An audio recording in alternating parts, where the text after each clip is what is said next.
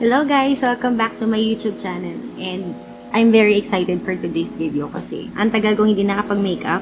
Siguro sobra 1 month. I mean for me, matagal na yun kasi sa line of work ko, halos everyday ako nami-makeup. Lalo na pag sunod-sunod yung mga wedding events namin. By the way, ako po ay isang singer sa isang banda. Kaya yun, everyday po ako nagmi-makeup. Siyempre sa mga gigs. So, since in-announce na yung lockdown, doon na nag-start na hindi na ako makapag-makeup dahil dito lang naman ako sa bahay. So, for today's video, I will be doing an all-affordable summer makeup look.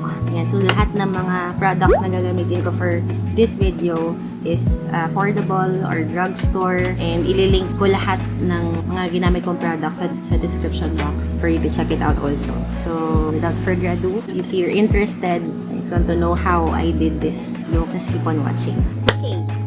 First off, we'll start with clean face, and ang gagamitin natin unang-una ay moisturizer, and I have my Jeju aloe eyes, and second time ko palang nagagamit to, pero okay naman siya sa face, malamig, maganda siya moisturize na ngayon na summer, and medyo dry yung skin natin ngayon.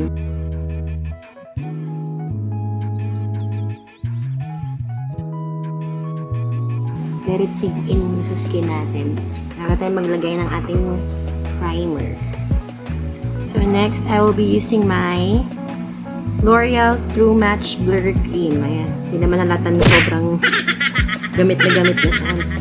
Ayan. So ilalagay natin to sa ating T-zone. Kasi nakaka-blur ko siya ng mga pores. Ayan. So bakit kailangan natin maglagay ng primer? Kasi para maging maganda yung lapat ng foundation sa face natin. Na, by the way, I already did my brows off cam para makasave ng time. And kung gusto nyo makita how I do my brows, or kung gusto nyo i-request yun, I will do a separate video for that. Next, foundation. So, ito yung isa sa pinaka-favorite ko na drugstore foundation. Affordable siya from Maybelline, and ito yung Superstay 24 Full Coverage Foundation. So, mas prefer ko na gumamit ng beauty sponge kaysa sa brush sa pag-apply ng foundation. Kasi parang, para sa akin mas siya, mas flawless. Kasi kung brush yung ginagamit ko, hindi ko gusto yung streaks. So, ito din, a little goes a long way. Kasi full coverage siya. So, hindi mo kailangan maglagay ng marami.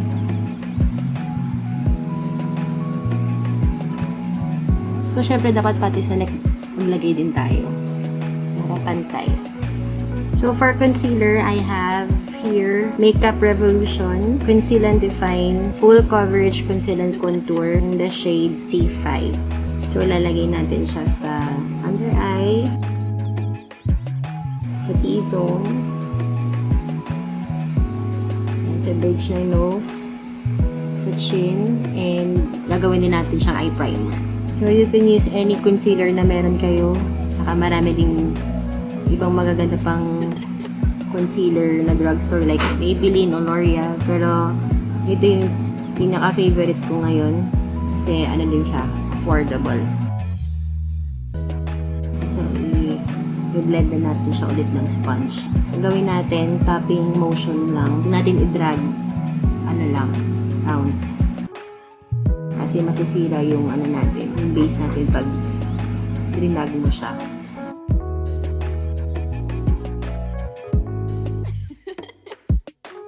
Yan. So, after na natin ma-blend lahat ng ating beauty sponge, isa-set natin ng setting powder. Kailangan natin iset kasi mag-crease siya. So, I have here my Coty Airspun.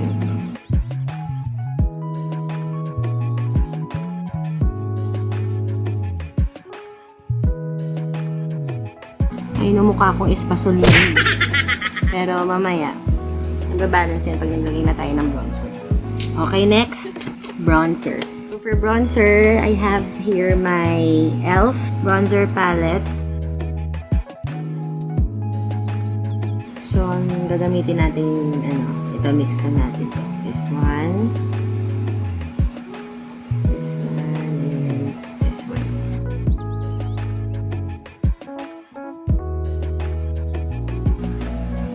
Sa forehead.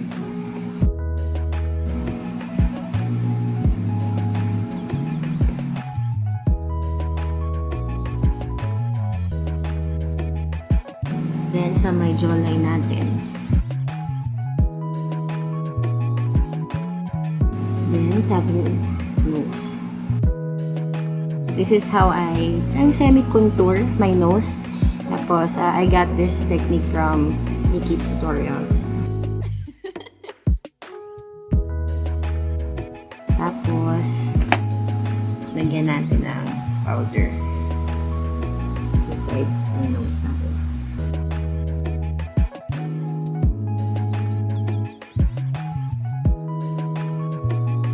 Tagalin na natin.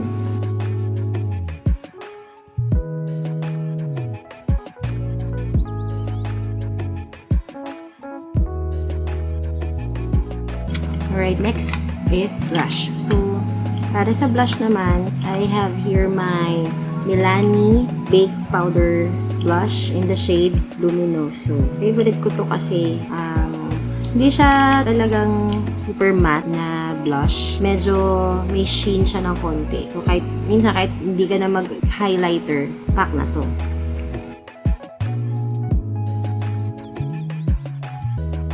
Alright, next is highlighter. So, for our highlighter, we have here my Maybelline Master Chrome in the shade Molten Gold. Favorite ko tong highlighter na to.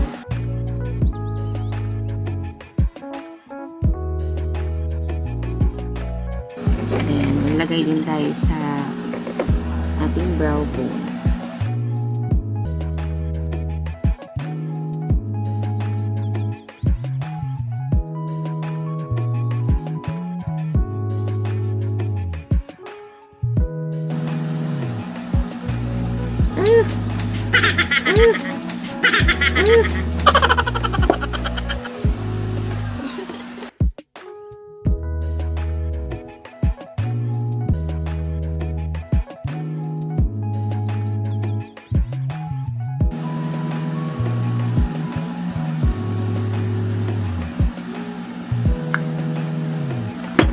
Alright, face is done.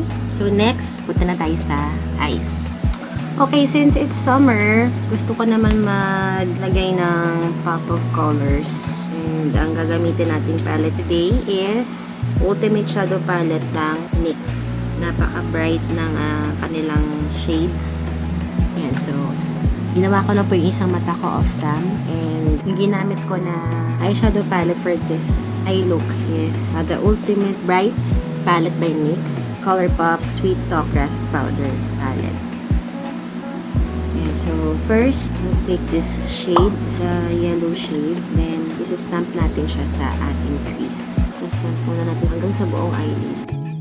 Galing sa crease hanggang sa buong eyelid. Tapos, i-blend natin siya mamaya.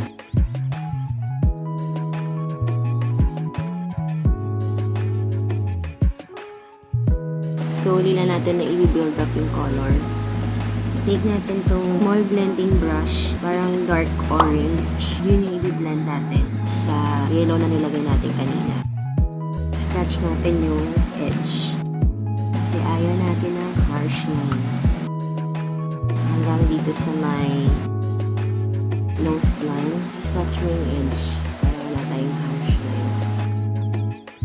See? Tapos balikan na natin ulit yung yellow para ma-reinforce na ulit yung color. Then, after that, we'll take the shade Feel Free from Colourpop Sweet Talk Palette. Ilalagay natin siya sa lower lash line natin.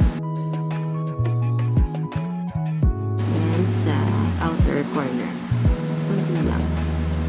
Para mag-dark line yung sa may outer corner ng konti.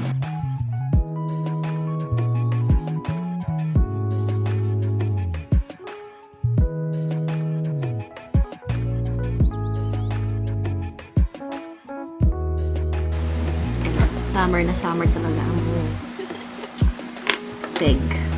Next is kukuha tayo ng flat shader brush. Then kukunin natin tong early morning shade from the Colourpop Sweet Talk palette.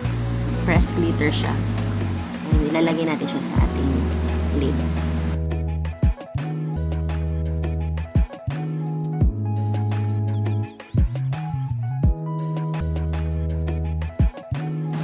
Lalagay natin ulit yung same color sa crease natin sa lower lash line.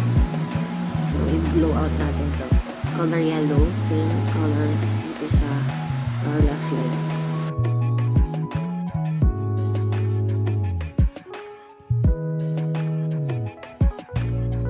Then, ulit yung color orange. Next is, I will use my Maybelline Line Tattoo Crayon Pen in the shade black. Magta-tight line tayo. Next, for mascara, I have here my L'Oreal Voluminous Lash Paradise Waterproof Mascara. Ayan. So, you can use kung ano lang meron kayong mascara dyan.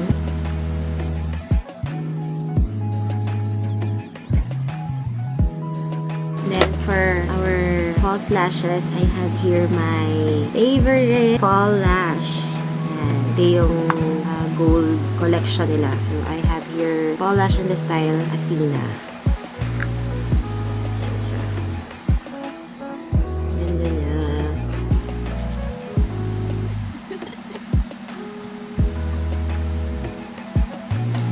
Tapos na ang ating eyes.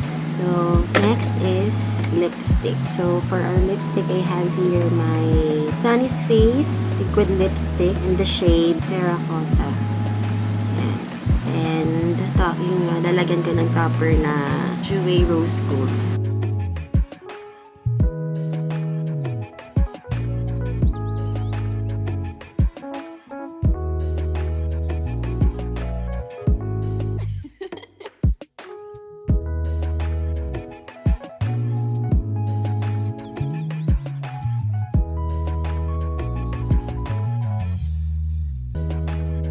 Also, maglalagay din tayo ng highlight sa inner corner. Ayan. So, to finish off this look, I'm gonna use my e.l.f. Makeup Mist and Set Setting Spray.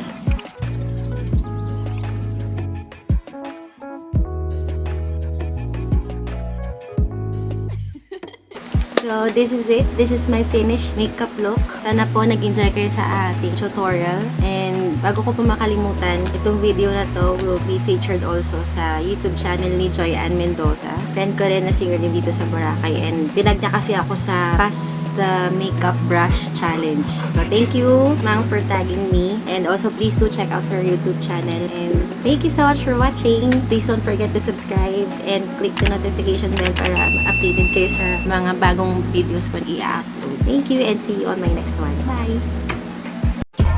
The thing goes grrrr.